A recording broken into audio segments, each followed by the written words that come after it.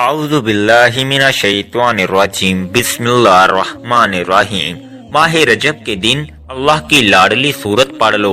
جو بندہ بھی یہ سورت پڑھتا ہے وہ اللہ کا لاڈلا بن جاتا ہے۔ ماہ رجب کے دن کا ایک ایسا خاص وظیفہ لے کر آیا ہوں جسے پڑھتے ساتھ ہی ہر ناممکن کام ممکن ہو جاتا ہے۔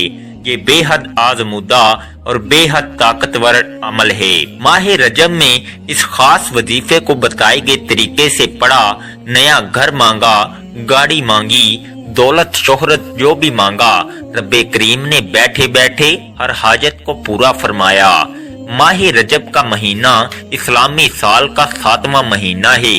اس مہینے کو رحمت و برکتوں کا مہینہ کہا جاتا ہے اور یہ مہینہ اپنی رحمت و برکتوں کے ساتھ جاری و ساری ہے اور دیکھتے ہی دیکھتے بہت تیزی سے گزر رہا ہے۔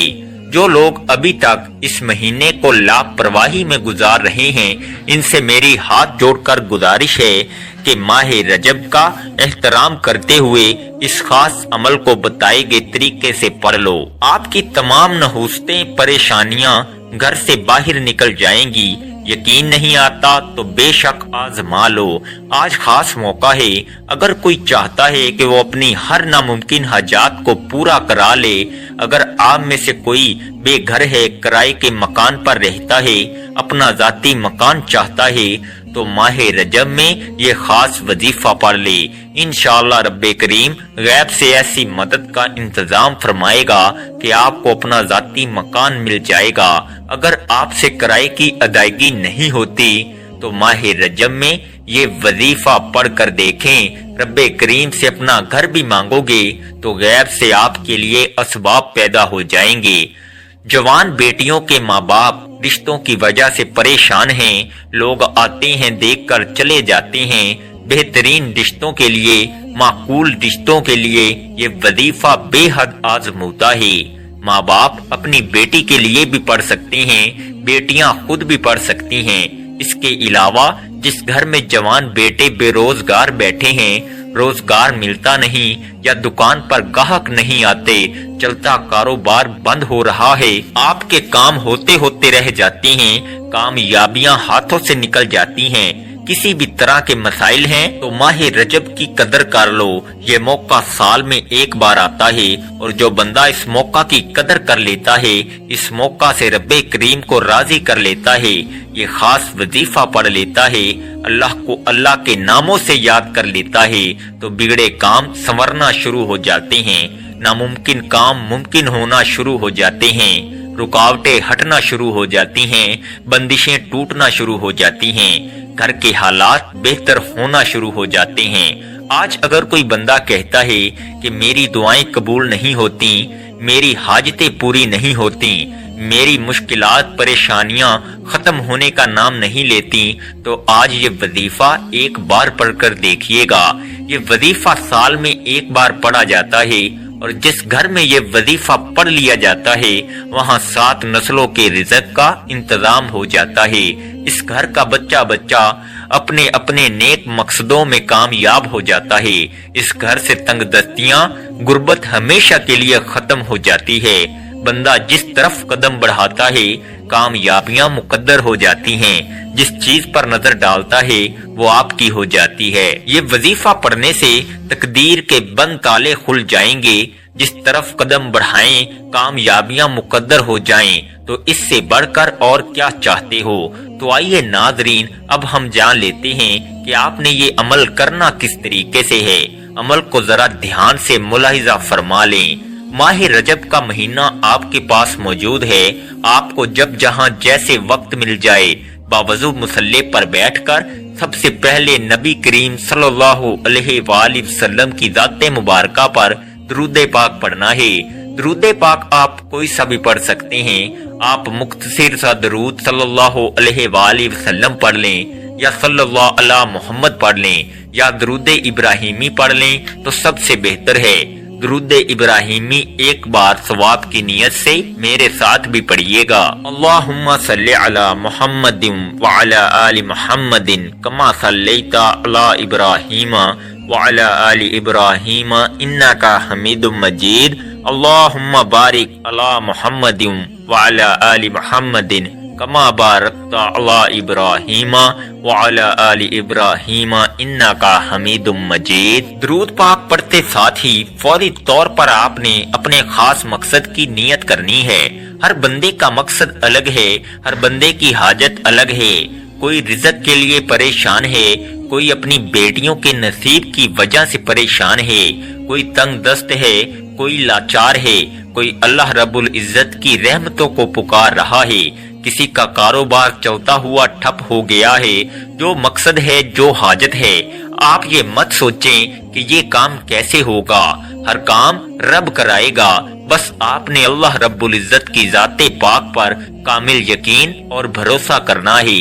ये वजीफा आपकी तमाम परेशानियों, तमाम तंगदस्तियों का आखिरी हल साबित होगा। आपने अपने खास मकसद को जहन में रखते हुए फौरी तौर पर एक बार औज़ु बिल्लाहि मिनश शैतानिर रजीम बिस्मिल्लाहिर रहमानिर रहीम पढ़कर वजीफे का आगाज करना है। अब यूं महसूस करना है जैसे दुनिया जहां से आपका ताल्लुक खत्म, आप रोज़ा रसूल की जालियों के करीब बैठकर ये खास अमल, ये खास वजीफा पढ़ रहे हैं। आपने पहले नंबर पर जो वजीफा पढ़ना है वो वजीफा अल्लाह रब्बुल इज्जत का सिफाती नाम है। आपने या अजीजू को पढ़ना है। या अजीजू का मतलब है इज्जत देने वाले। आपने देखा होगा बहुत से लोग इज्जत के मोहताज रहते हैं। इनके पास पैसा तो बहुत है, दौलत शोहरत सब कुछ है, लेकिन इज्जत नहीं। लोग इनकी इज्जत नहीं करते। तो आज या अजीजू पढ़ने से हर बंदा आपकी इज्जत करेगा, एहतराम की नजर से देखेगा। आपने या अजीजू को कैसे पढ़ना है और कितनी बार पढ़ना है, तवज्जो कीजिएगा। या अजीजू एक बार हो गया, या अजीजू 2 बार हो गया, या अजीजू 3 बार हो गया। इस तरह से आप या अजीजू को हाथ की उंगलियों पर पढ़ लें या तस्बीह के दानों पर पढ़ लें। आपने सिर्फ 11 बार पढ़ना है। याद रखिएगा, ये रब्बे काबा का सिफाती नाम है। इस नाम को पढ़ते दौरान आपके दिल में जो भी हाजात हैं, जो भी बंदा जिसको आप अपने काबू में करना चाहते हैं, जिसके दिल में अपनी मोहब्बत पैदा करना चाहते हैं, किसी को अपना बनाना चाहते हैं, किसी को अपने नक्शे कदम पर चलाना चाहते हैं, तो या अजीजू को सिर्फ 11 बार पढ़ लें। या अजीजू पढ़कर आप अल्लाह पाक से मदद तलब करेंगे तो इस बंदे के दिल में मोहब्बत पैदा हो जाएगी। सिर्फ 11 बार या अजीजू पढ़ना है। इसके बाद फौरी तौर पर दूसरे नंबर पर जो वजीफा पढ़ना है वो वजीफा सूरह कौसर का वजीफा है। सूरह कौसर अल्लाह पाक की लाडली और बहुत ही प्यारी सूरत है। इस सूरत को दौलत का खजाना भी कहा जाता है। ये सूरह कौसर रिज़्क और दौलत का सरचश्मा है। जिनके कारोबार चलते चलते बंद हो रहे हैं, जिनके घरों में बेरोजगारी है, बंदिशें हैं, तंगदस्तियां हैं, परेशानियां हैं, रुकावटें हैं, मसाइल हैं और खत्म होने का नाम नहीं ले रहे, वो आज सूरह कौसर को बताए गए तरीकों तरतीब से पढ़ कर देखे। आप रब्बे करीम से 70 करोड़ भी मांगोगे तो रब की जात आपके मुकद्दर में लिख देगी। जिसको यकीन नहीं आता वो एक बार ये वजीफा बताए गए तरीके से पढ़ कर देखेगा। रब्बे करीम ने चाहा तो इतना मिलेगा, इतना पैसा आएगा कि आपकी 7 नस्लों तक काफी होगा। सूरह कौसर की तिलावत समात फरमा लें। बिस्मिल्लाहिर्रहमानिर्रहीम। इन्ना आतवैना कल कौसर फसल्लि लिरब्बिका वन्हर इन्ना शानिअका हुवल अब्तर। आप सूरह कौसर को हाथ की उंगलियों पर पढ़ लें या तस्बीह के दानों पर पढ़ लें। आपने किस बार पढ़ना है बताने का मकसद ये होता है कि एक तो ये मुस्तनद और खास अमाल हैं, जिस तरह बताया जाए वैसे ही पढ़ना है, इसमें कोई रद्दो बदल करने की इजाजत नहीं। और दूसरा, छोटे वजीफों से फायदा ये होता है कि आप थोड़ा पढ़ें लेकिन अच्छे तरीके से पढ़ें, यकीने कामिल के साथ पढ़ें। बाज़ औक़ात बड़े बड़े वजीफों से इंसान का ध्यान हट जाता है, इसे समझ नहीं आती, इसकी तवज्जो भी खो जाती है। اس لیے تھوڑا وظیفہ پڑھیں لیکن رب سے اتنا مانگیں کہ رب کی ذات آپ کو خزانوں کا مالک بنا دے، آپ کے گھر کے حالات کو بدل دے، آپ کی بے سکونی بے برکتی کا خاتمہ ہو جائے۔ اصل مقصد رب کریم کو راضی کرنا ہے۔ آپ نے سورہ کوثر کو کس طرح پڑھنا ہے آپ کو میں نے بتا دیا۔ اب آپ نے تیسرے نمبر پر کون سا وظیفہ پڑھنا ہے؟ آپ نے آخر میں اللہ تعالیٰ کے صفاتی نام یا غنیوں یا مغنیوں کو پڑھنا ہے۔ یا غنیوں کا مطلب ہے اے غنی کر دینے والے۔ یا غنیوں پڑھنے کا مقصد یہ نہیں کہ آپ کے پاس صرف مال و دولت ہی آ جائے۔